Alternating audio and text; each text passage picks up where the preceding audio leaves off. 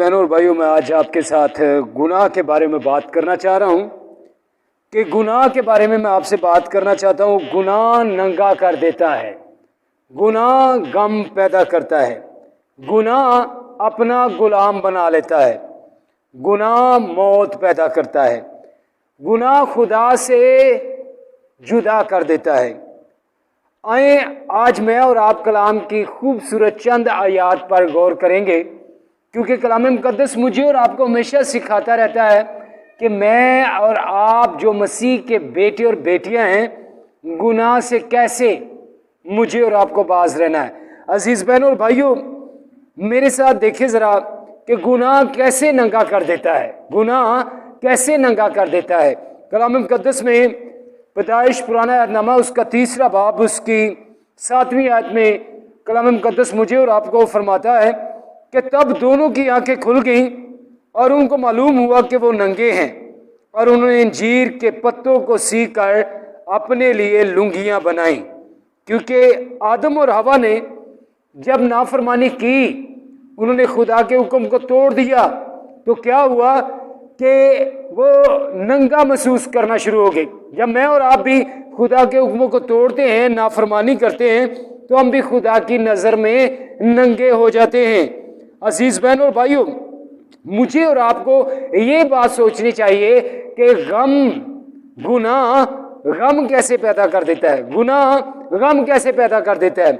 मेरे साथ देख सकते हैं 38वां ज़बूर उसकी 18वीं आयत, 38वां ज़बूर उसकी 18वीं आयत, इसलिए कि मैं अपनी बदी को जाहिर करूंगा और अपने गुनाह के बायस गमगीन रहूंगा।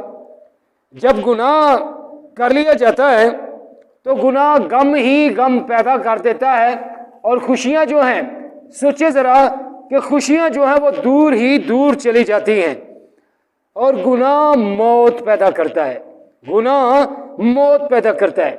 हम याकूब का खत देखते हैं, उसका 1 बाब उसकी 15वीं आयत में मैं और आप देखें, कलाम मुकद्दस मुझे वहाँ पर भी गुनाह के बारे में बताता है। फिर ख्वाहिश हामिला होकर गुनाह को जनती है, और जब गुनाह बढ़ चुका तो मौत पैदा करता है।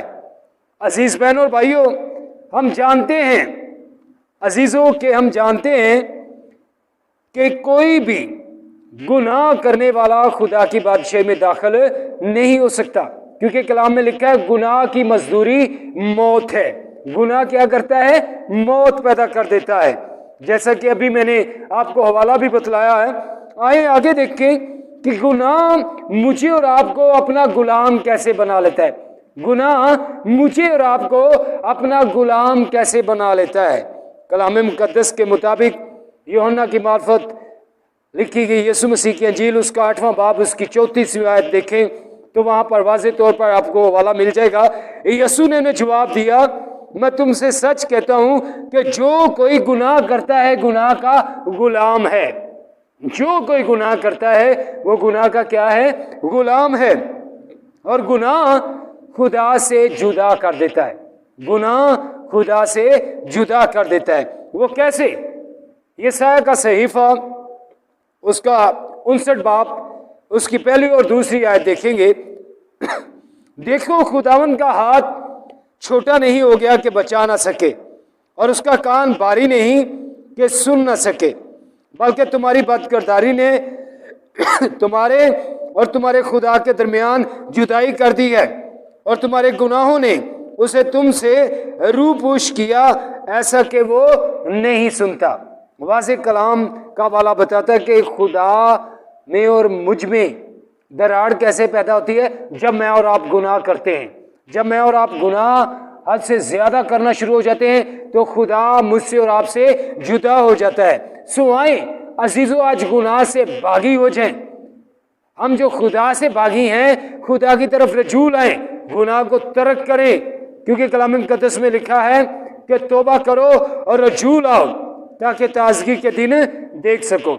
जब मैं और आप गुनाह करते हैं तो रोना धोना ही रहता है, मुसीबतें आती हैं, परेशानियां हमारे घरानों से जुदा नहीं होती। सुआएं आज गुनाह से बिल्कुल किनारा कर लें और खुदावन अपने खुदा के सामने बढ़ते चले जाएं। खुदा आप सबको